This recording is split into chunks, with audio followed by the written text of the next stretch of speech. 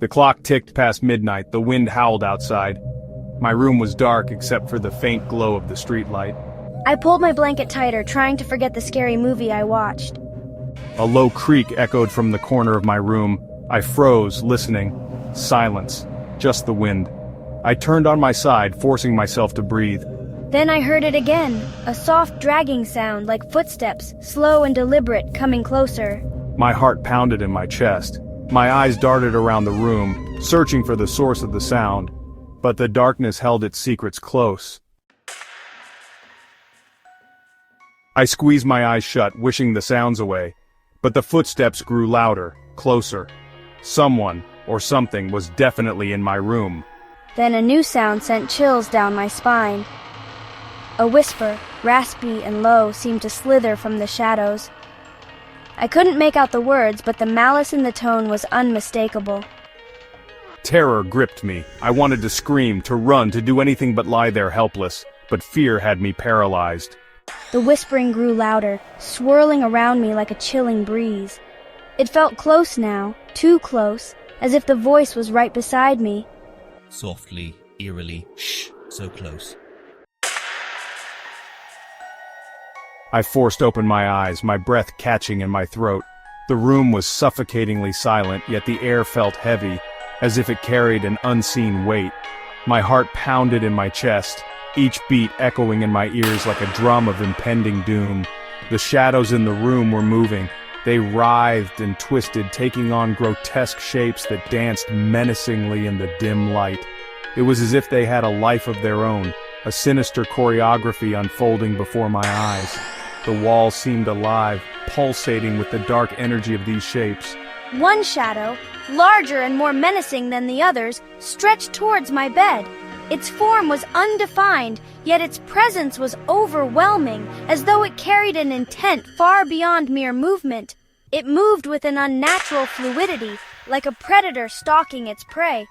Its movements were deliberate, calculated, as if it was aware of my every breath, my every heartbeat. I knew I had to do something, anything. My mind raced, searching for a way to break free from this waking nightmare. But every thought felt like it was being drowned in a sea of terror. But the fear was paralyzing. I was trapped in a nightmare, helpless to escape the horrors unfolding around me.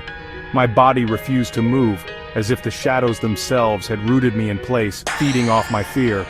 The large shadow loomed closer, its edges sharp and jagged.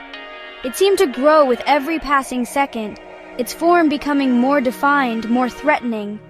I could feel its presence pressing down on me, suffocating and inescapable. It felt cold, devoid of life, yet pulsing with a sinister energy that sent shivers down my spine. The air around it seemed to freeze, and an unnatural chill seeped into my very bones. I could feel it watching me, its intent as dark and foreboding as the shadows it commanded. With a sudden jolt, the shadow lunged. I squeezed my eyes shut and screamed, the sound trapped in my throat by sheer terror. I braced myself for the worst, but the attack never came. Slowly, cautiously, I opened my eyes. The room was still dark, but the shadows had stopped moving.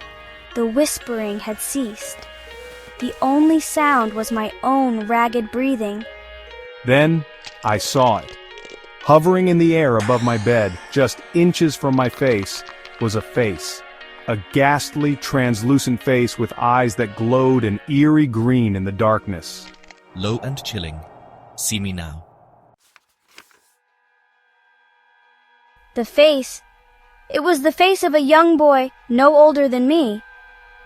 But there was something so deeply unsettling about him. It wasn't just his age or his presence. It was the way he seemed to exist, like a fragment of something broken, something lost. His expression, though still, carried a weight that felt ancient, as if he had seen things no child should ever see. But oh, his features, twisted like a horrifying grimace of pain and anger. It was as though his face was frozen in a moment of pure agony, a snapshot of torment that refused to fade. I couldn't help but wonder, what had happened to him? What could have left such a mark on someone so young? His eyes, they burned into mine, filled with this accusing light that seemed to pierce right through me. It wasn't just a look, it was a demand, a plea, and a condemnation all at once. Those eyes seemed to hold a story, a truth too terrible to speak aloud, and yet they begged me to understand, to see what he had seen. I wanted to scream, to just, I don't know, recoil from the horrifying apparition, but, I couldn't move. My body felt like it was no longer mine, as if I had been rooted to the spot by some invisible force. My mind raced, screaming at me to run, to escape, but my limbs refused to obey. It was as if the air around me had thickened, trapping me in this moment of terror. It was like some unseen force had me, holding me captive, forcing me to confront that ghastly visage before me. I could feel it, this oppressive weight pressing down on me, pinning me in place. It wasn't just physical, it was emotional, mental, like the very essence of fear had wrapped itself around me. Help me. His voice was barely a whisper, but it carried so much pain, so much desperation. It wasn't just a plea, it was a cry for salvation, a cry that seemed to echo in the very depths of my soul. The boy whispered. His voice, it was this raspy, mournful sound clawing its way up from the depths of my very soul. It was as if his words carried the weight of countless sorrows, each one more unbearable than the last. I could feel his pain, his fear, and his hopelessness, and it was overwhelming. They took me. His words were simple, but they carried a chilling finality.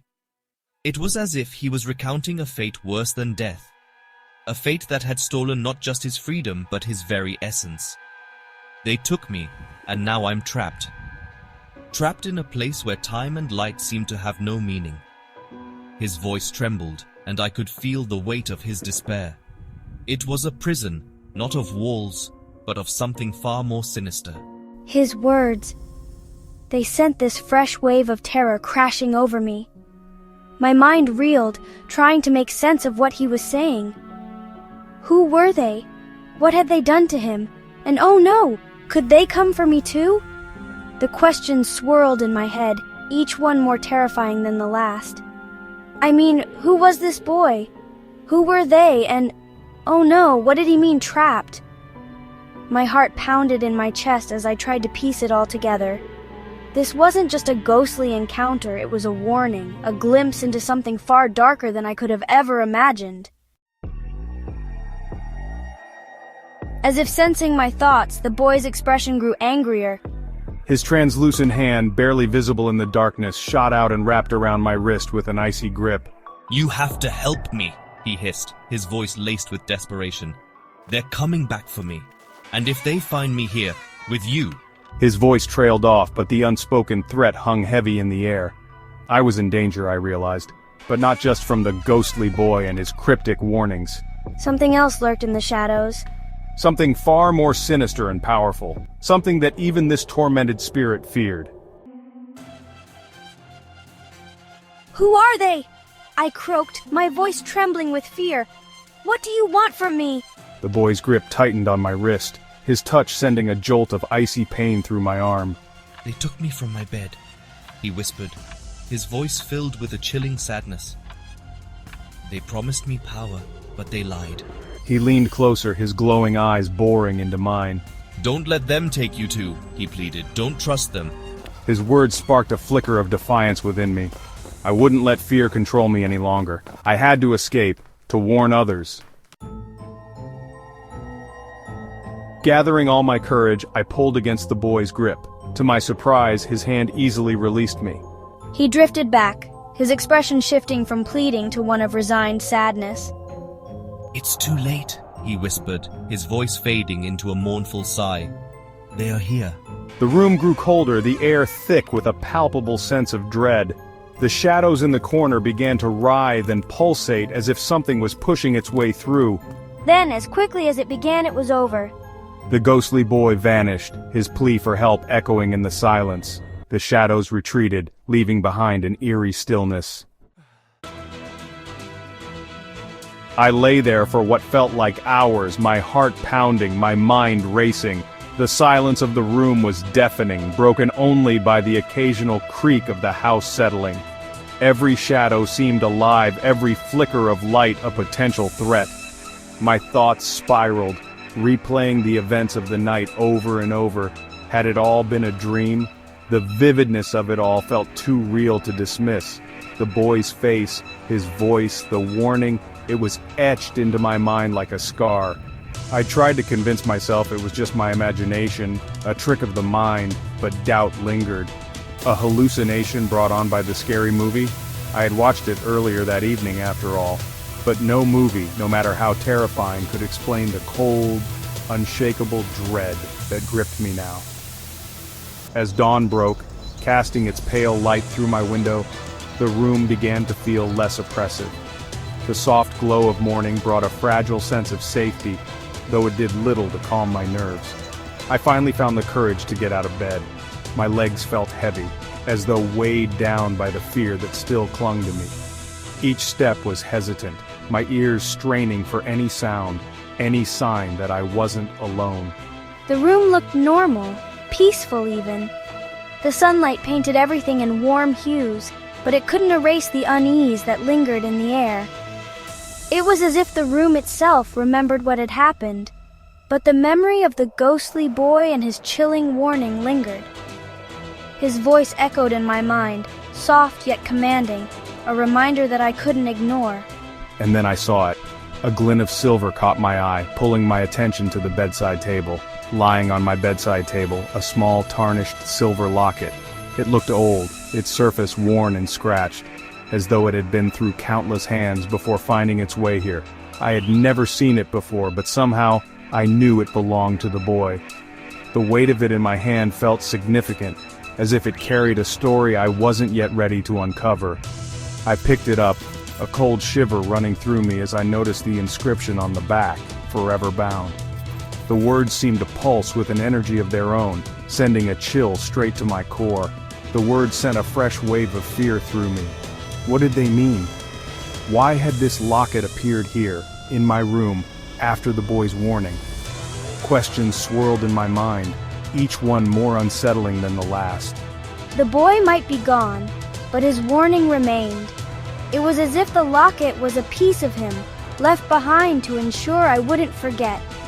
And I couldn't shake the feeling that I was no longer alone. The air felt heavy, charged with an unseen presence. I knew deep down that this was only the beginning.